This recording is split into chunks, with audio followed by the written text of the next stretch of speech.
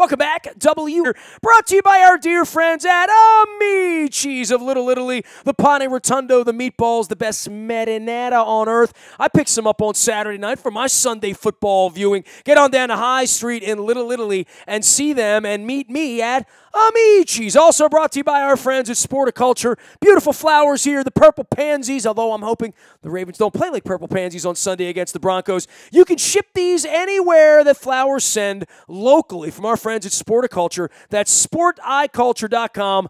Learn about them and send some officially licensed flowers anywhere your fan goes. Aaron Schatz is all things Football Outsiders. He's our pal at Combines and certainly a great follow out on Twitter, and his Football Outsiders Almanac is a must-have for football fans. 2 weeks into this, I'm going to the top of all the science of breaking down the film. We welcome Aaron Schatz back on from his palatial estate up in the Massachusetts area, where they're licking their wounds up there, all the Tom Brady folks, right? Like, not used to seeing Tom get kicked around on a Sunday afternoon, are they, Aaron? No, they're not used to it at all. And more importantly, I don't think they're used to watching Tom's receivers get kicked around the way they were. In particular, Tashawn Gibson did an awesome job covering Gronk. I know Jalen Ramsey may do all the talking, but it was Tashawn Gibson who did most of the covering. You know, for the Jaguars, it's very easy to look at the helmets and look at the jerseys and say, well, they're the Jaguars, and then there's Blake Bortles, and I'm going to allow you to tell me about Blake Bortles and the breakdown of your film study on him and how much money he got in the offseason. We're going to see Case Keenum this week. Joe Flacco's maligned. I can't find a whole lot of quarterbacks outside of, like, let's say, Fitzmagic right now and the kid out in Kansas City that everybody's in love with, maybe Jared Goff as well. But all of these quarterbacks have some limitations at this point, right? Well, I mean, obviously Aaron Rodgers has injury limitations and Brady has age. But, yeah, look, I mean, it's only been 2 weeks, so I would say Ryan Fitzpatrick probably has some limitations too. On the other hand, I think most teams have a quarterback that they feel somewhat confident about, either that or a young quarterback who they're trying to grow with. But Bortles has been much better. This has been, through 2 games, his best season. Obviously, it's only 2 games, but he was fantastic against the Patriots. It was the best I've ever seen from him. Normally, the Jacksonville, their offensive script is get ahead early and then turn everything over to the running game and kind of hide Bortles from the defense. And that's not what happened this week at all. They passed far more than they ran the ball. I think it was something like 25 passes to 9 runs, and 2 of those runs were Bortles scrambling. So he was hitting guys on crossing routes. He was hitting guys up the field, on the outside.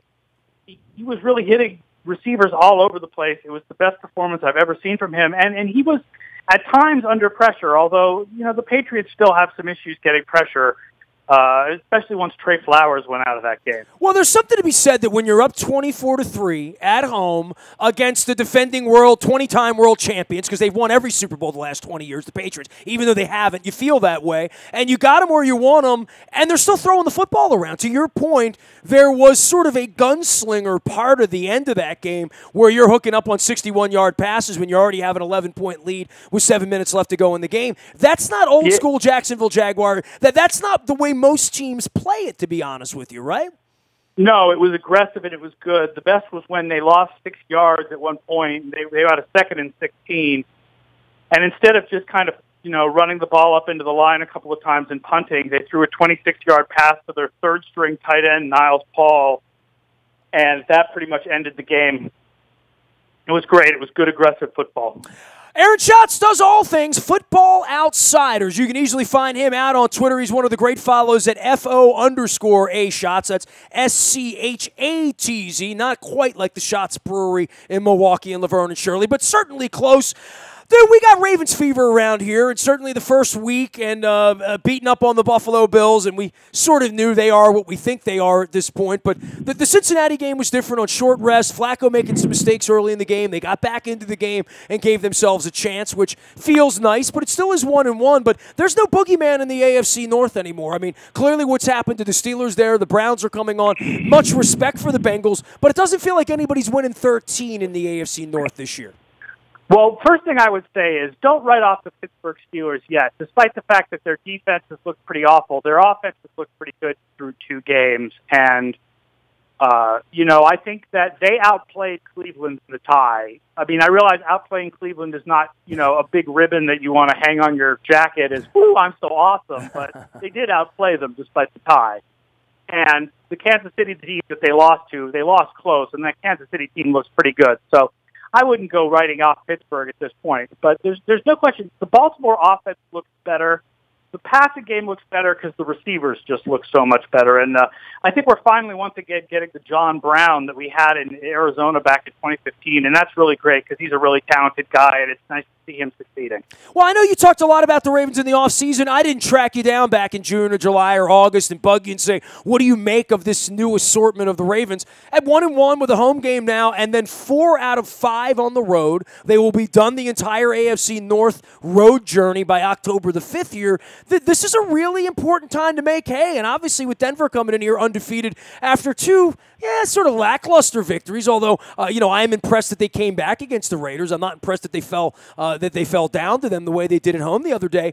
But for the Ravens right now in their offseason and what they did, I have felt very, very good about them since minicamp, since June, throughout the summer, and even in the 5 preseason games. And I'm still bullish on the fact that they're going to win 10 or 11 games. I think the Ravens are going to be a playoff team this year. Yeah, I mean, we had them on the outskirts of the playoffs in our preseason projections. I think we had them 7th.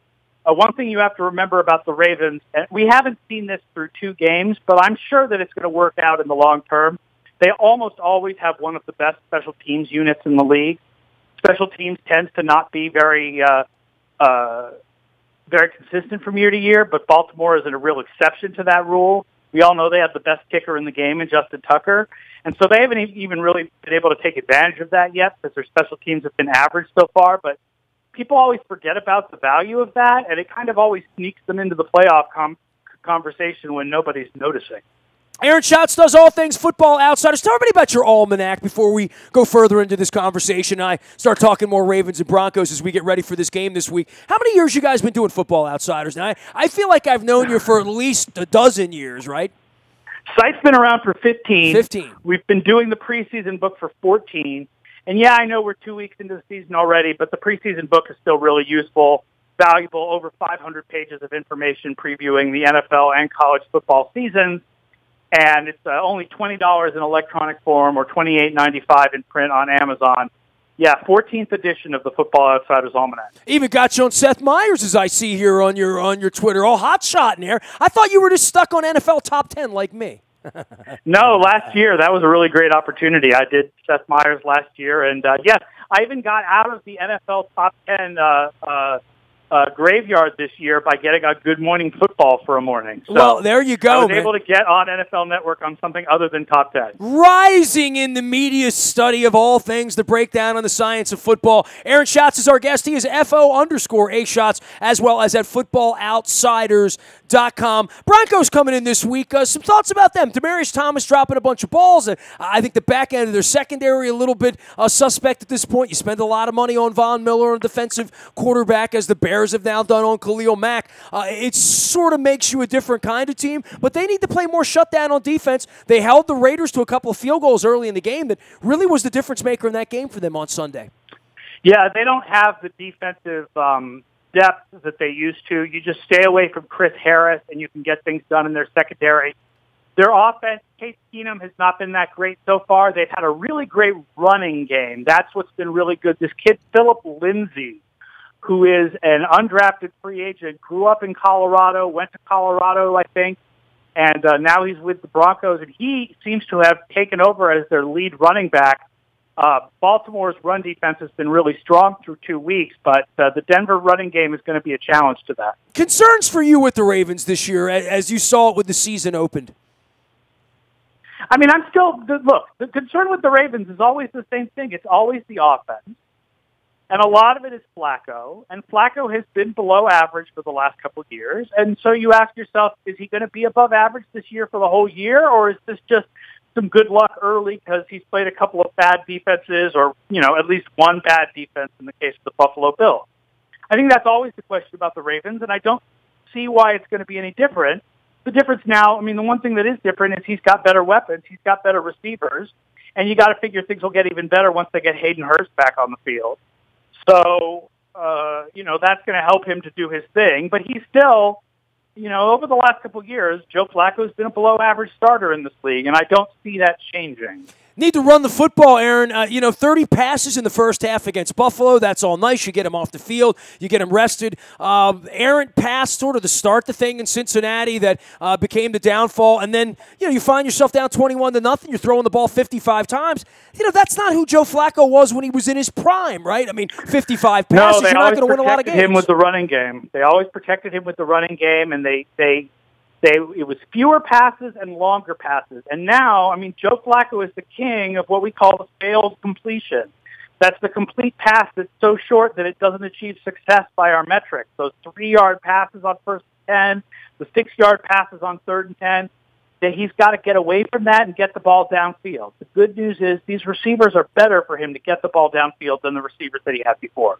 What impresses you in the NFL through 2 weeks, Aaron? I guess Ryan Fitzmagic going on down there in Tampa. We talk so much about backup quarterbacks and their value. We've been talking about RG3 here and Lamar Jackson, and obviously Nick Foles winning a Super Bowl last year probably changes the conversation amongst the personnel people as to who your backup quarterback is. Tampa Bay has a backup quarterback that is playing so well that Jameis might be Jameis who in a couple of weeks when he gets back.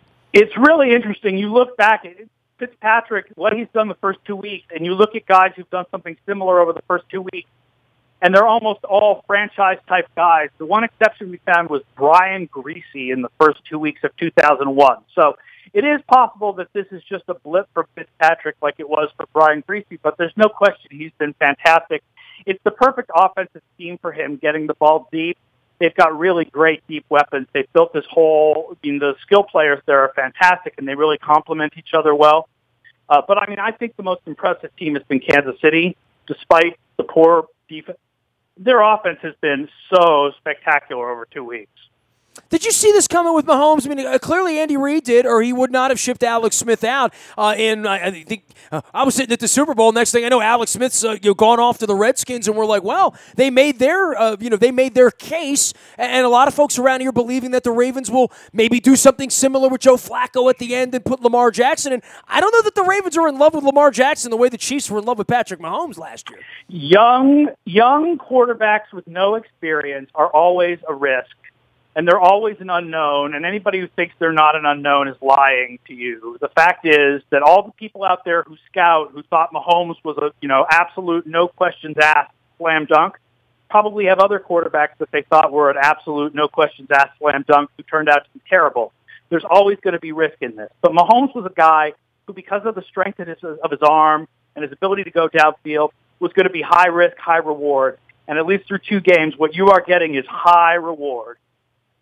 Well, I'm glad we got high reward against the Steelers. Nothing better on a Sunday, Aaron, than getting up and watching the Steelers lose at 1 and the Patriots lose at 4. In the case of the Steelers, we will see them next week. They get Fitzmagic on Monday night. They're going to be short rest. We go in there for the game that is always the slobber knocker for us. I'm wondering whether Pittsburgh's going to be 2-1 by the time we get there. And these ties are weird all the way around, these divisional ties, right? Yeah, I don't know why they made this decision last year to shorten overtime to 10 minutes.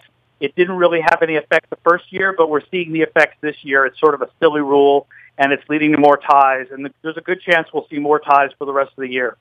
Aaron, always a pleasure, man. We'll send everybody out to find you at Football Outsiders, as well as the almanac that you put together for $20 out on Amazon, $28.99 on Amazon to buy the hard copy as well as the digital copy that you can grab on the web and be reading that in 5 minutes. You can follow Aaron at FO_A-Shots. He is the head of Football Outsiders. You also see him at ESPN from time to time, as well as on Seth Meyers. Always good running into you in the courtyard in Indianapolis. Hopefully it will be a little warmer next year. Thanks for coming on, Aaron.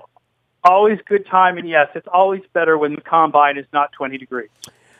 Move it to April, that's what I say. Yeah. Los Angeles beckons, I would say. Aaron Schatz, Football Outsiders, and the Football Outsiders Almanac. You can find me out in the buyatoyota.com audio vault 24 hours a day from anywhere in the world on your mobile device by downloading the TuneIn radio app. We do come in crystal clear from anywhere in the world. Our morning newspaper ships directly to your email inbox free of charge each and every morning at 7 a.m. It's all brought to you by Planet Fitness and PlanetFitness.com, where it's still $10 a month to get in the best shape of your life, and they're always judgment-free at Planet Fitness. Also brought to you by the Maryland Jockey Club and Laurel. They're running the DeFrancis Dash there this weekend, and of course, the Maryland Million coming up on October the 20th. Learn more on the front of our website as well as on the front of WNST.net. Laurel Park, they are racing down there in that beautifully remodeled sports book as well. Last but never least, breaking news happens first on the WNST Tech Service. That's all brought to you by Coons Ford of Security Boulevard. Dennis Colatzos will be here on Thursday, driving you home, getting you ready for some WNST take-home football on Thursday night. We'll be watching the Jets and the Browns. We got division action on Thursday night and Monday night this week as the Steelers are taking on Tampa, so you can do a little bit of scouting for our next couple of games. We will be out in Pittsburgh next week as well as Cleveland. Luke will be in Owings Mills all week long, ready to break that news on the WNST Tech Service. And Dennis, of course, will be here on Thursday before the game, and then, of course, Sunday morning for the rebroadcast. I'm on Facebook, Twitter, LinkedIn, Snapchat, Instagram, and, of course, a very available individual, Nasty at WNST.net. We are WNST.net, AM 1570, and WNST, Towson, Baltimore, and we never stop talking Baltimore sports.